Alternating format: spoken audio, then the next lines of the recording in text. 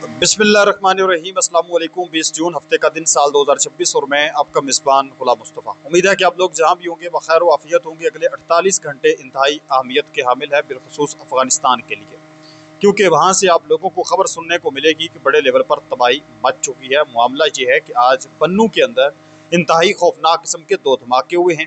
गुज़श्ता 48 घंटों के अंदर अंदर आप लोग जानते हैं कि 2 ड्रोन जो हैं वो भी पाकिस्तान फ़िज़ाइया की जानब से गिराए गए थे बड़ी कामयाबी के साथ, और अफगानिस्तान के अंदर से वो ड्रोन पाकिस्तान के बॉर्डर की तरफ बढ़ रहे थे, जिनको तबाह कर दिया गया। और आज जो है बन्नू के अंदर धमाके हुए हैं। मैं इनकी डिटेल आगे चलकर आप लोगों के साथ शेयर करने जा रहा हूँ। पाकिस्तान जो है इस वक्त सऊदी अरब, कतर, सऊदी अरब, मिस्र, तुर्किया के साथ एक हंगामी सतह पर एक बड़ा इजलास करने जा रहा है। मिस्र के अंदर पाकिस्तान के वज़ीर ख़ारजा वहाँ पर पहुँच चुके हैं, और इसके साथ साथ पाकिस्तान की एक इंतहाई आम तरीन शख्सियत इस वक्त ईरान के अंदर पहुँच चुकी है। ईरान जाने का मकसद क्या है, क्या मामलात वहाँ पर तय होने जा रहे हैं। और इसके साथ साथ जो शुमाली कोरिया है, शुमाली कोरिया के नाज़रीन मोहतरम जो एटमी असासे हैं, उस चीज़ को लेकर ट्रंप ने एक अहम तरीन स्टेटमेंट जारी की है। क्या वहाँ पर कोई एटमी हमला होने जा रहा है, मामलात क्या पेश आने जा रहे हैं ईरान के बाद, क्या ईरान, अमेरिका और किम जोंग के दरमियान एक बहुत बड़े लेवल की जंग छिड़ने जा रही है, इस पर भी हम बात करने जा रहे हैं। कुछ आम तरीन और भी चीज़ें हैं। अगर आप लोग इस चैनल पर नए हैं तो इसको लाजमी सब्सक्राइब कर लें और कमेंट सेक्शन के अंदर अपनी कीमती राय का इजहार ज़रूर करें और पाकिस्तान जिंदाबाद ज़रूर लिख लें। नाज़रीन कराम, सबसे पहले जो है वो हम बात करते हैं कि आज जो इस वक्त पाकिस्तान की एक अहम तरीन शख्सियत जो है वो ईरान के अंदर मौजूद है। कौन ये शख्सियत है? नाज़रीन मोहतरम, ये जनाबे वाला हैं जी पाकिस्तान के जो वज़ीर दाखिला हैं मोहसिन नकवी साहब। आप लोग जानते हैं कि ईरान अमेरिका जंग के दौरान इन्होंने, अगरचे हैं ये इंटीरियर मिनिस्टर, पाकिस्तान के दाखिली अमूर के मामलात इन्होंने देखने होते हैं, लेकिन ये जब से ये जंग शुरू हुई है तो इस जंग के अंदर जो पाकिस्तान सालसी का किरदार अदा कर रहा है, तो उसमें मोहसिन नकवी साहब बड़ा अहम तरीन किरदार अदा कर रहे हैं। तो वहाँ पर ये इस वक्त जनाबे वाला आज एक मरतबा फिर पहुँच चुके हैं मशहद के अंदर। नाज़रीन मोहतरम, पाकिस्तान के वज़ीर दाखिला मोहसिन नकवी ईरान के शहर मशहद पहुँचे हैं। मशहद में हज़रत इमाम रज़ा अलैहिस्सलाम के रोज़ा मुबारक की वो ज़ियारत करेंगे, वहाँ पर हाज़िरी देंगे। उसके बाद वो तेहरान रवाना हो जाएंगे, जहाँ वो ईरानी आला हुकाम के साथ अमेरिका और ईरान के जो मुज़ाकरात हैं इस चीज़ पर बात करने जा रहे हैं। बातचीत तो होगी तो फिर पता चलेगा कि वाज़े तौर पर क्या बातचीत होती है, लेकिन जो चीज़ें हैं वो ये हमें बताती हैं कि जो स्विट्ज़रलैंड के अंदर मुज़ाकरात की नशिस्त होनी है, जिसको ईरान ने मुस्तरद कर दिया है, तो हो सकता है कि इस वजह से पाकिस्तान के जो मोहसिन नकवी साहब हैं वज़ीर दाखिला, वो वहाँ पर गए हों, अमेरिका और पाकिस्तान का आपस में रब्ता हुआ हो कि जनाब आप जाएँ और ईरान को जो है वो इस चीज़ पर आप जो है वो उनकी तरला करनी है, उनसे बातचीत करनी है, जो कुछ भी करना है, लेकिन जैसे कैसे भी है स्विट्ज़रलैंड के अंदर ईरान का वफद जो है वो आना चाहिए। पाकिस्तान चूँकि सालस है इसमें, तो पाकिस्तान का ये हक बनता है कि वह वहाँ पर जाए, चूँकि ईरान ने कहा कि हम वहाँ पर नहीं जाने वाले। तो ईरान बुनियादी तौर पर इस वजह से मज़ीद बातचीत नहीं करना चाहता। वो कहता है कि तमाम मुहाज़ों पर जंग जो है वो रुक नहीं रही। तो जब कोई मुआहदा ही मतलब नहीं हो रहा, जब किसी मुआहदे की पासदारी नहीं की जा रही, लबनान के ऊपर हमले जारी हैं, तो फिर कौन सा मुआहदा, कौन सी बातचीत? तो इस वजह से ईरान को अभी भी अमेरिका के ऊपर एतमाद नहीं है। इस वजह से वो कहता है कि हमने बातचीत नहीं करनी, तो पाकिस्तान को फिर रवाना किया गया। इसके साथ साथ मैं आप लोगों को बताता चलूँ कि नाज़रीन मोहतरम, पाकिस्तान के जो वज़ीर ख़ारजा हैं सेनेटर मोहम्मद इसहाक डार, वो इस्लामाबाद से काहिरा यानी मिस्र रवाना हो गए हैं, ताकि पाकिस्तान, सऊदी अरब और तुर्किया और मिस्र के जो R4 यानी फ़ॉरेन मिनिस्टर्स हैं, 4 फ़ॉरेन मिनिस्टर्स हैं इन ममालिक के, इनका चौथा इजलास जो होने जा रहा है काहिरा के अंदर, उसमें शिरकत करें। इजलास के मौका पर नायब वज़ीर आज़म वज़ीर ख़ारजा जो है वो शरीक ममालिक के वज़ीर ख़ारजा के साथ 2 तरफ़ा मुलाकातें करेंगे, और मिस्र के सदर अब्दुल फ़त्ताह अल सीसी से भी मुलाकात की जाएगी। और बुनियादी तौर पर इसके अंदर जो आम तरीन मौजू है वो ईरान अमेरिका जंग ही है, उस और ख़ित्ते की कशीदगी को किस तरह से कम किया जा सकता है, इस वजह से भी ये वहाँ पर गए हैं। इसके साथ साथ मैं आप लोगों को बताता चलूँ कि आज एक मरतबा फिर एक इंतहाई अफसोसनाक वाक़या पेश आया है। पहला धमाका हुआ है नाज़रीन मोहतरम, बन्नू के अंदर ही 2 धमाके हुए हैं। एक प्राइवेट पिकअप ट्रक था जिसमें मुसाफिर जो है वो मौजूद थे, तो उसको एक रिमोट कंट्रोल IED से उड़ा दिया गया है।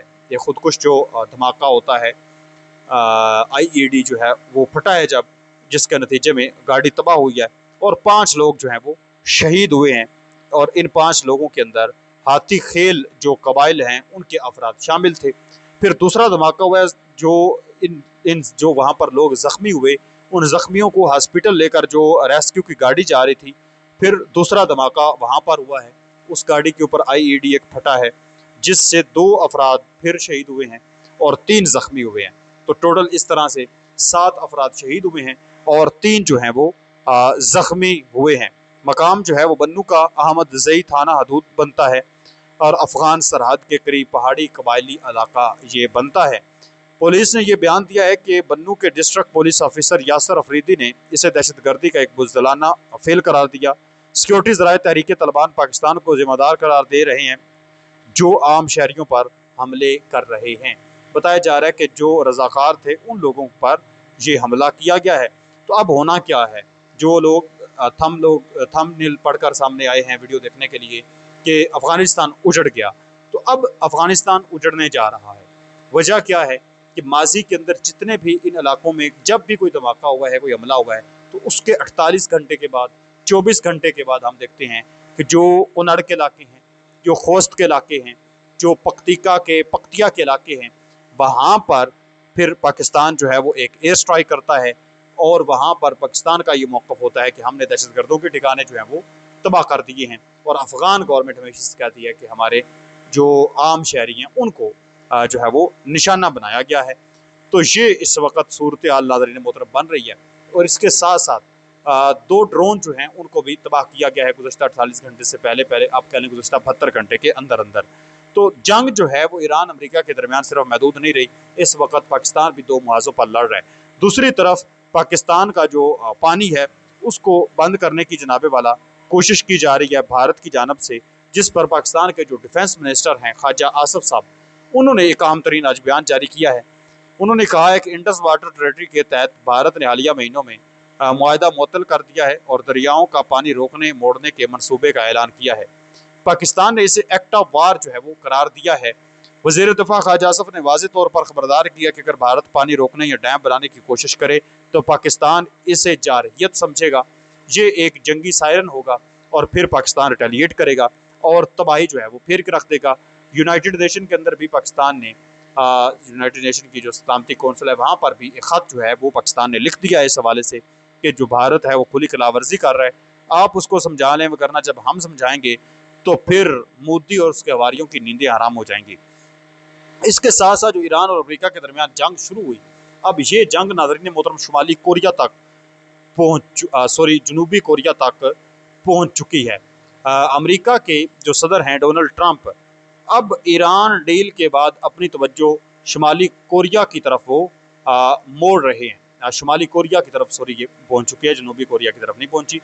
मामला ये पेश है कि जनूबी कोरिया के सदर ली जे मायोंग ने बताया है कि G7 समिट में ट्रंप ने उन्हें कहा कि अब शुमाली कोरिया के जोहरी मसले पर तवज्जो देने का वक़्त आ गया है।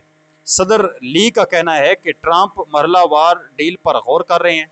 पहले शुमाली कोरिया को मज़ीद जोहरी हथियार बनाने से रोका जाएगा, पाबंदियाँ उठाने और माशी फ़ायदे दिए जाएंगे, मुकम्मल जोहरी खात्मा जो है वो भी होगा। माहिरीन कहते हैं कि चीन और रूस के लिए बड़ा धचका हो सकता है क्योंकि शुमाली कोरिया इन दोनों पर इन्हिसार इस वक्त कर रहा है।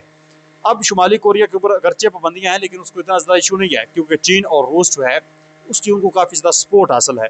लेकिन लगता ऐसे है कि ईरान की जो शिकस्त है उसको ट्रंप बर्दाश्त नहीं कर पा रहा। इस वजह से ईरान वाला ये सारा मामला जो है इससे लोगों की नज़रें हटाने के लिए हो सकता है कि जो शुमाली कोरिया है उसके ऊपर कोई हमला कर सकता है या उसके साथ कोई पंगा बना सकता है। तो ये कुछ आम तरीन चीज़ें थी जो मैंने आप लोगों के साथ शेयर की हैं। इस पर आप क्या कहते हैं मुझे ज़रूर बताएं। मिलते हैं एक और नई वीडियो में, तब तक अल्लाह निगहबान। पाकिस्तान हमेशा जिंदाबाद।